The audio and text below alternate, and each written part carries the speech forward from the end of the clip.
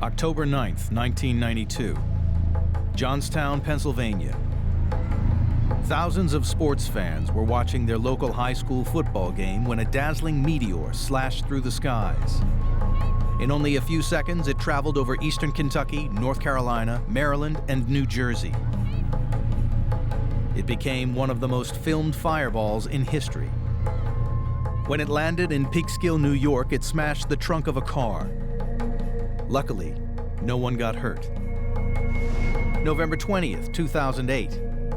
An asteroid struck Earth again. A mighty fireball streaked over Western Canada. As it dashed through the skies of Alberta, it broke into thousands of little pieces.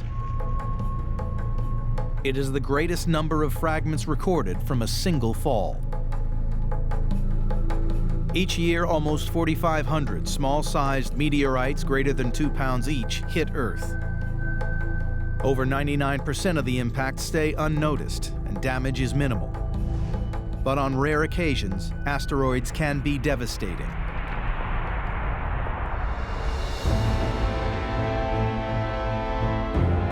"13,000 years ago, the great ice sheets were in retreat as the last ice age was coming to an end.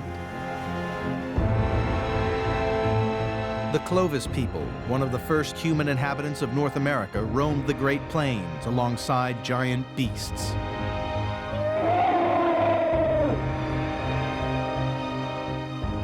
A team of archaeologists is investigating the evidence they left in the Sheridan Cave in Ohio, southwest of Lake Erie.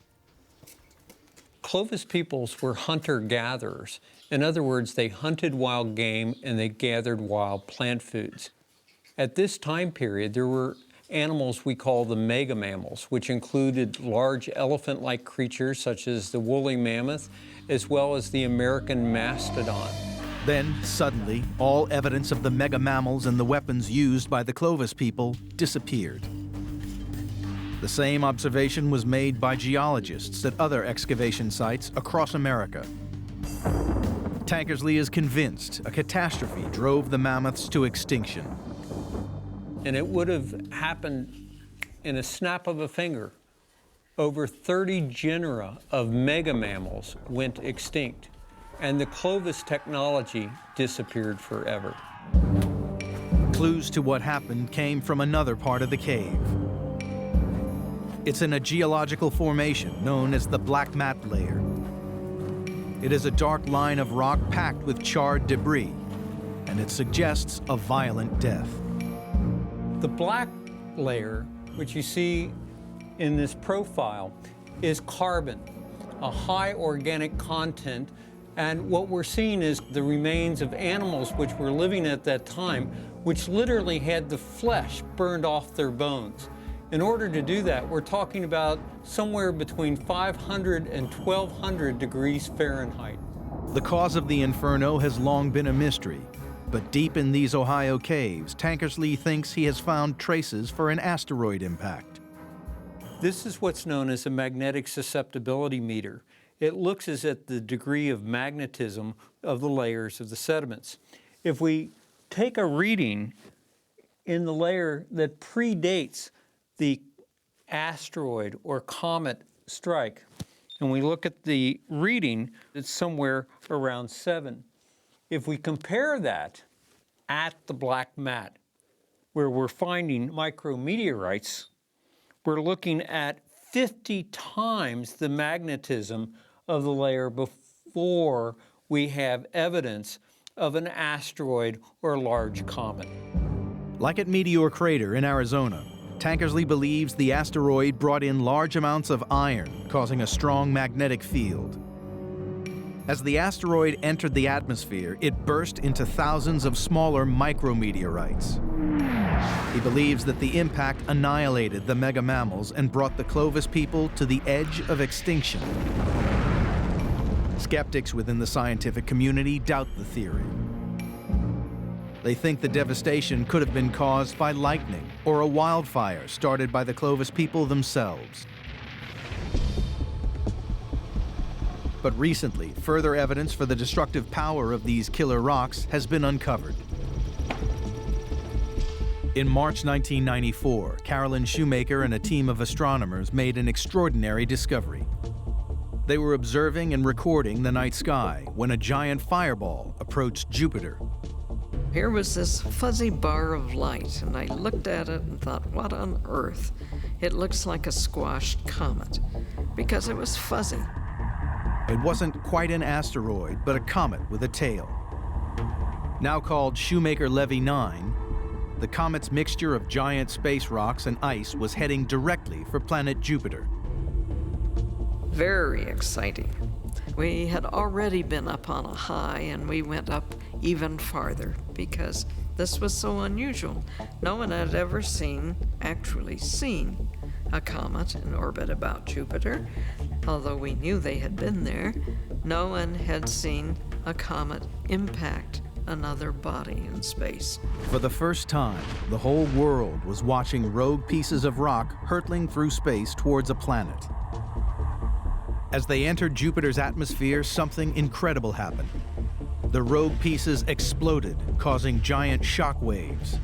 They left a series of holes in Jupiter, each bigger than the Earth itself. The impact on Jupiter was sensational. It was very large. You could see the dark spot, and you could see the first ring, and then you could see this cloud of dust. The team had witnessed an airburst.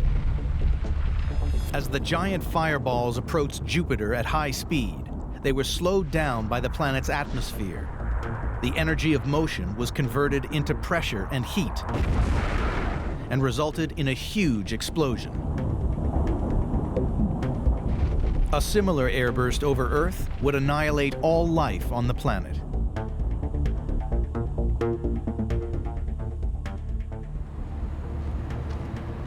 Physicist Mark Boslow works at the top-secret Sandia Research Laboratories in New Mexico. He's one of many defense scientists investigating the possibilities of such an Armageddon.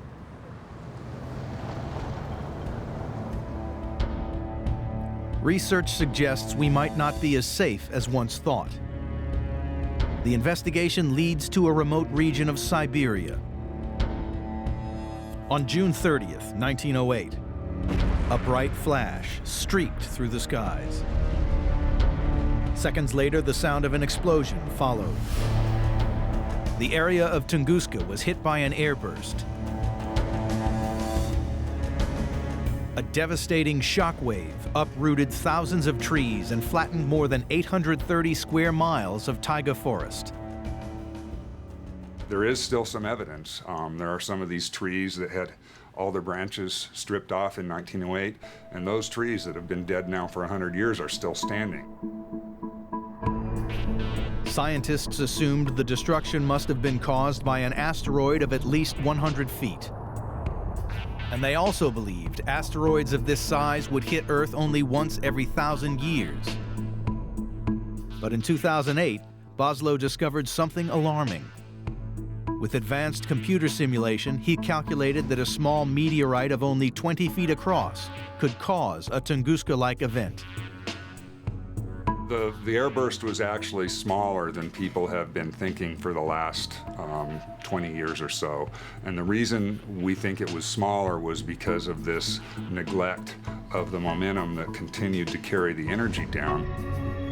What I'm showing here is an asteroid coming from the upper right, and it's pushing down into the atmosphere, and about 7.5 miles above the surface it explodes. But you can see that it continues to push downwards. So all that energy is continuing to push downwards, and it's driving this shock wave ahead of it. The shock wave is a big blast of air, hurricane force winds. Now that's what blows the trees down. Based on this theory, asteroids able to cause another Tunguska could statistically hit our planet every 100 years. If such an airburst happened over a populated area, the consequences would be devastating. Well, if something like this were to hit or explode over the sky of Los Angeles, it would destroy buildings over that same kind of area, 800 square miles or so. So it could completely wipe out a large portion of the Los Angeles metropolitan area.